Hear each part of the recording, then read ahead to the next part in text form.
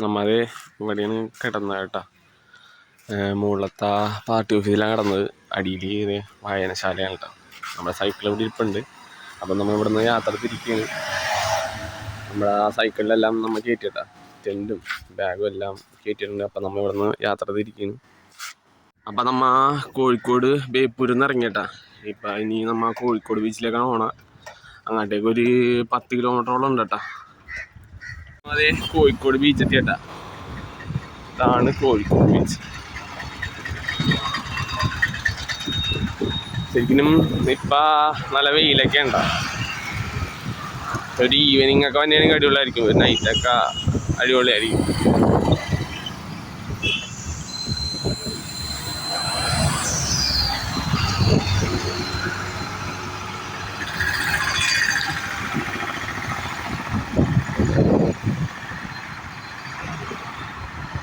കുറേ ഉണ്ടായിട്ട് ഇങ്ങനെ. അപ്പം നമ്മുടെ ഓൾ കേരള യാത്ര കോഴിക്കോട് എത്തിയിട്ടുണ്ട് അമ്മ. കോഴിക്കോട് ബീച്ചിലെത്തി. ഇതാണ് കോഴിക്കോട് ബീച്ച്. കോഴിക്കോട് ബീച്ച് ഏതോ ടൂർണമെന്റിന്റെ ഒരു ട്രോഫി വേണമെന്ന് വെച്ചിട്ടുണ്ട് കേട്ടോ.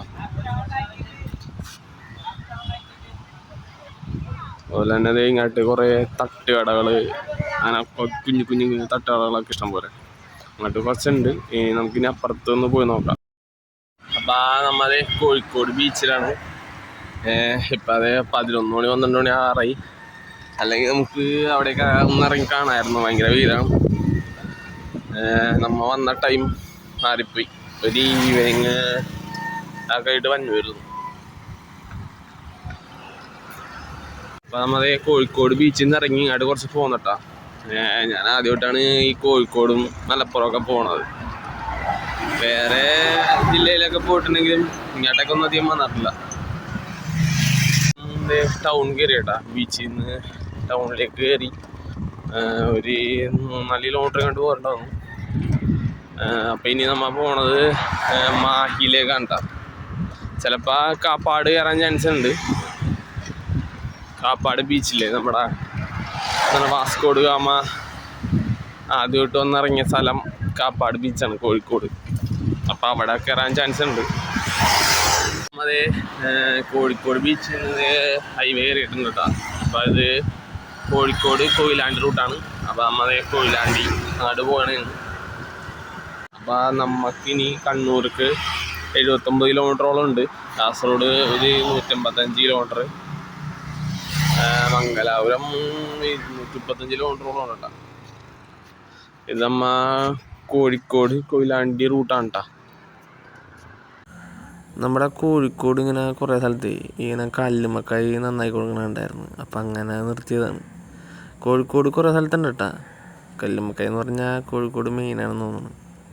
അപ്പം നമ്മൾ വാസ്കോട് ഗാമ വന്നിറങ്ങിയ കാപ്പാട് ലൊക്കേഷനിലേക്കാണ് പോണത്. ഇതൊരു ഉൾപ്രദേശമാണ്. ഇവിടെ മഴ പൊടിയാണ് ഉണ്ട് കേട്ടോ. നമുക്കിപ്പോൾ ഒന്ന് പോയിട്ട് വരാം. അപ്പം അതെ, കാപ്പാട് കോഴിക്കോട് ബീച്ചിലെത്തിയിട്ടാണ്. ഇവിടെയാണ് വാസ്കോട് ഗാമ ആദ്യമായിട്ട് വന്നിറങ്ങിയത്. കണ്ട, ഇതാണ് നമ്മുടെ കാപ്പാട് ബീച്ചിന്റെ മാപ്പട്ട. അതുപോലെ ഇതാണ് എൻട്രിക്ക് ഫീ ഉണ്ടെന്ന് തോന്നുന്നുണ്ടാ. അവിടെയാണ് എൻട്രി ഫീ. അതേ കാപ്പാട് ബീച്ചിൽ നിന്ന് കുറച്ച് നേരം നോക്കിയപ്പോ ഇവിടെ ഒരു പാറയുടെ മുകളിൽ ഒരു അമ്പലമുണ്ട്. അതൊന്നും നമുക്കൊന്ന് കയറിയിട്ട് വരാം. എങ്ങനെ ഇടന്ന് നോക്കട്ടെ. തൊട്ട് തള്ളി കടലാണ് കേട്ടോ. കടലാണ്. ഇതിന്റെ മണ്ടക്ക് എന്താ സംഭവം നോക്കട്ടെ.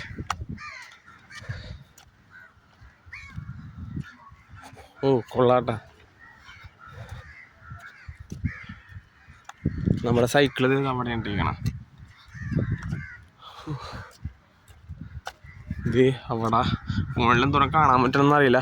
അറ്റത്തൊക്കെ അടിപൊളി കോഴിക്കോട് കാണാനൊക്കെ പറ്റുള്ളൂ നല്ലോണം.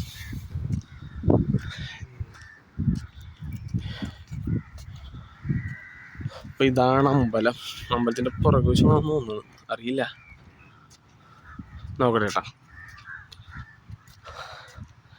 ഇതാണ് സ്ഥലം. ഒരു അമ്പലം. അടിപൊളിയാണ് കേട്ടോ. ഒരു പാറയുടെ മുകളിൽ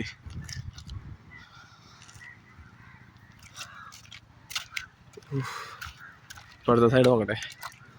നമ്മുടെ സൈക്കിളിൻ്റെ അവിടെ താഴ്ത്താണ്ട.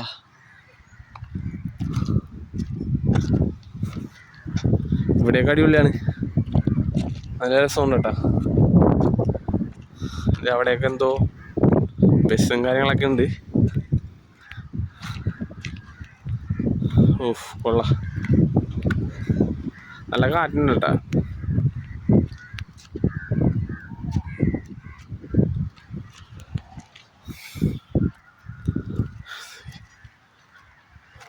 ഇതാണ് അമ്പലം.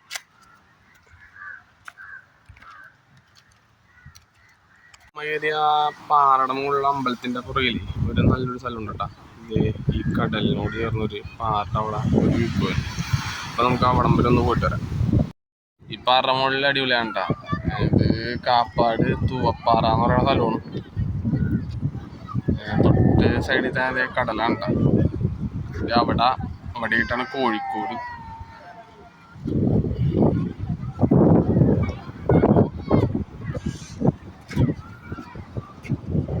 നന്നായിട്ട് പോകാൻ പറ്റില്ല.